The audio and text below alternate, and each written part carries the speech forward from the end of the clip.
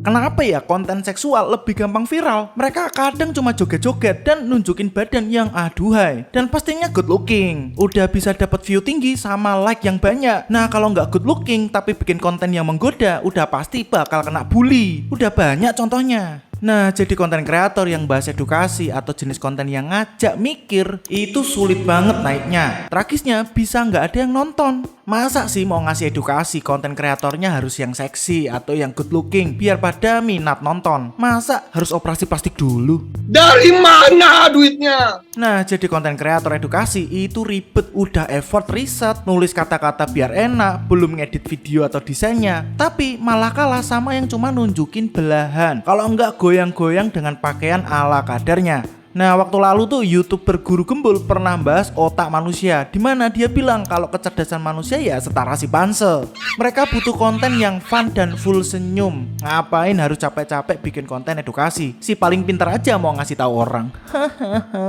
Tapi ya kenapa ya konten hot lebih mudah viral? Apa karena otak yang nonton setara si pansel? Nah, daripada penasaran langsung aja kita bahas. Otak kita itu cuman sekedar otak biologis yang gak jauh IQ-nya dengan simpanse. Ada beberapa alasan kenapa konten seksual lebih diminati. Ya dari sudut pandang algoritma media sosial. Platform seperti TikTok, Instagram, dan YouTube didesain untuk membuat kita terus bergulir. Gampang tuh buat nyekrol-nyekrol. Bisa dibilang algoritma mereka pintar dalam mendeteksi konten yang memicu emosi yang kuat, termasuk hasrat seksual. Konten yang banyak ditonton, di-like, dan dibagikan akan semakin sering muncul di beranda pengguna yang lain. Dan konten seksual itu nggak butuh fokus tinggi. Ketika udah dilihat, orang dengan sendirinya penasaran, kalau nggak bakal mantengin terus kontennya. Nah itu, medsos emang didesain kayak gitu. Yang dapat atensi tinggi, konten tersebut bakal direkomendasikan. Ya balik lagi, medsos itu ya perusahaan, mereka juga butuh untung. Jadi nggak pilih-pilih apakah itu baik atau enggak buat manusia. Medsos cuma butuh engagement. Meski ada medsos yang ketat perkara seksualitas, tapi beberapa sih yang masih melegalkan konten model beginian. Nggak usah disebut ya aplikasinya apa. Nah, kalau dari sudut pandang psikologi manusia, otak kita itu dirancang untuk mencari kesenangan. Konten seksual memicu pelepasan dopamin, neurotransmitter yang terkait dengan perasaan senang dan penghargaan. Ini menciptakan siklus ketergantungan di mana kita terus mencari konten yang sama untuk mendapatkan dosis dopamin. Nah, konten seksual, mau kamu percaya nggak percaya, bisa bikin candu. Dampaknya dari kecanduan konten-konten yang kayak gini, ya mereka bisa mengunjungi website tertentu dengan konten yang lebih vulgar lagi. Ya karena tadi dorongan dosis di tubuh mereka meningkat. Ibaratnya hari ini dosisnya 1 sendok doang, bulan depan dosisnya bisa 1 galon. Nah kalau ditanya efeknya gimana, ya banyak kok berita-berita asusila gara-gara nonton konten seksualitas. Datanya ada, mereka mungkin tersangka, tapi ya realitanya mereka itu ya korban dari hawa nafsunya sendiri. Belum lagi dari tekanan sosial. Dalam era media sosial, penampilan tuh sangat penting. Banyak orang merasa tertekan untuk mendapatkan pengakuan dan popularitas. Dan konten seksual seringkali menjadi jalan pintas untuk mencapai tujuan itu, karena cenderung mendapatkan perhatian lebih cepat. Nah ini jenis konten yang nggak perlu effort lebih selama kamu good looking dan body aduhai, yang pastinya kamu pede, tinggal hidupin kamera, upload ke sosmed, tinggal nunggu waktu aja video yang diupload viral. Terus apa dampak negatif konten kreator yang ngejar popularitas dengan konten seksual? Nah, buat dampaknya ada banyak banget. Cuma ada yang terasa, tapi ada juga yang diam-diam menggerogoti dan merubah perilaku si konten kreator tersebut. Pertama, ada reputasi yang rusak. Konten yang pernah diunggah sulit dihapus sepenuhnya di internet. Sekali tersebar luas, konten tersebut dapat merusak reputasi seseorang, baik di kehidupan pribadi maupun profesional. Pandangan kalau dia orangnya gampangan atau murahan udah pasti melekat kepada dirinya.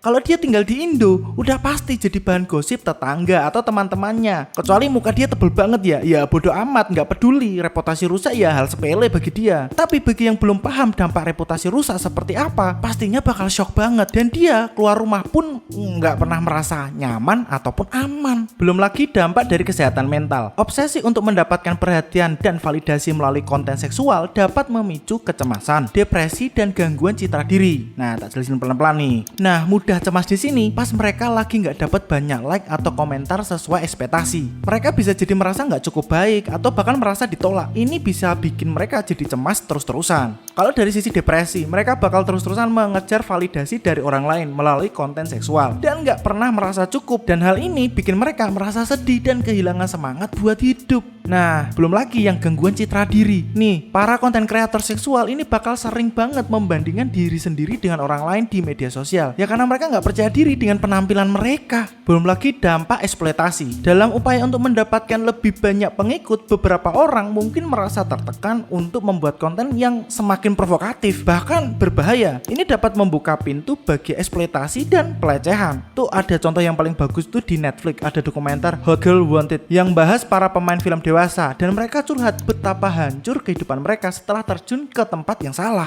Dampak yang lain yaitu hilangnya otentik. Fokus pada kuantitas pengikut dan like dapat membuat seseorang kehilangan identitasnya yang sebenarnya. Mereka mungkin merasa terdorong untuk jadi versi ideal diri yang tidak realistis. Nah itu kenapa para konten kreator seksual banyak yang oplas. Pasti ada bagian tubuh mereka yang dibikin gede, dikecilin, atau dirubah sampai jadi orang gak kenal sama mereka. Karena jadi sosok yang berbeda banget. Ya kalau ada yang cacat fisik dan perlu operasi plastik ya gak masalah ya, karena memang beda keadaan dan situasi. Lah ini dirubah karena merasa tidak puas. Terus ada gak cara alternatif untuk mencapai popularitas? Ya kalau alternatif yang bener-bener manjur ya nggak pernah ada. Ya kali sekarang bikin akun besoknya udah dapat pengikut yang banyak. Kalau kamu Cristiano Ronaldo ya dalam waktu 24 jam bisa dapat 20 juta subscriber. Dimana cuma butuh 90 menit untuk dapat 1 juta subscriber. Nah kalau kamu artis atau bintang papan atas ya bikin akun sehari udah pasti dapat pengikut yang banyak. Tapi kalau anda sekalian ini sama seperti saya yang dimana rakyat jelata, ya cuma cara ini yang bisa dilakukan. Pertama, bikin konten yang berkualitas. Fokuslah pada menciptakan konten yang bernilai, informatif, dan menghibur. Konten yang baik akan menarik audiens yang loyal dan terlibat di setiap postingan yang kamu buat. Kedua, bikin networking. Bangun hubungan dengan orang-orang yang memiliki minat yang sama. Kolaborasi dengan kreator lain dapat membantu memperluas jangkauan kamu. Orang-orang yang awalnya nggak kenal kamu jadi lebih banyak lagi yang kenal sama kamu. Terus nih yang ketiga, konsisten. Posting secara teratur dan mempertahankan jadwal yang konsisten akan membantu kamu membangun audiens yang setia. Konsisten itu kata simple, tapi nggak banyak orang yang bisa. Dan keempat, kenali diri kamu sendiri. Kamu tuh senangnya apa? Market lagi butuh apa? Nah, temukan passion kamu dan buat konten yang mencerminkan kepribadian kamu yang sebenarnya dengan mencocokkan kebutuhan market. Misalnya nih, kamu bikin konten nasi goreng, ya semua juga bisa bikin. Tapi kalau kamu bikin nasi goreng dari Zimbabwe atau nasi goreng plus daging semut gitu, kemungkinan lebih menarik untuk ditonton.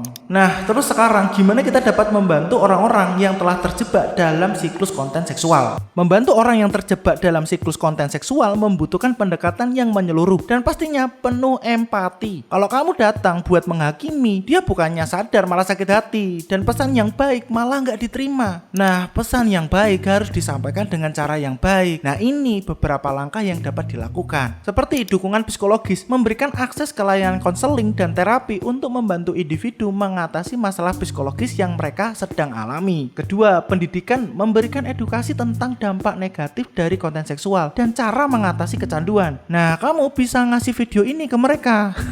Marketing. Ketiga, yaitu komunitas pendukung. Mengajak konten kreator seksual untuk bergabung dengan komunitas pendukung, di mana mereka dapat berbagi pengalaman dan mendapatkan dukungan dari orang-orang yang memiliki pengalaman yang serupa. Bisa komunitas agama atau teman-teman yang mau bantu secara sukarela. Ya harus sabar, nggak sekali diajak mereka juga mau. Butuh waktu juga.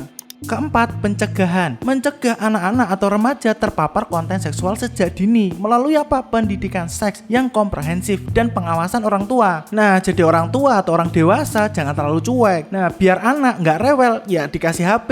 Tapi nggak diawasi, ya kacau jadinya. Nah, jangan cuek. Masalah konten seksual di media sosial adalah masalah yang kompleks dan membutuhkan penanganan dari segala pihak. Selain upaya individu, platform, dan pemerintah, peran keluarga, sekolah, dan masyarakat itu juga sangat penting. Kita juga perlu menciptakan lingkungan yang mendukung kesehatan mental, mendorong dialog terbuka tentang seksualitas, dan memberdayakan individu untuk membuat pilihan yang sehat.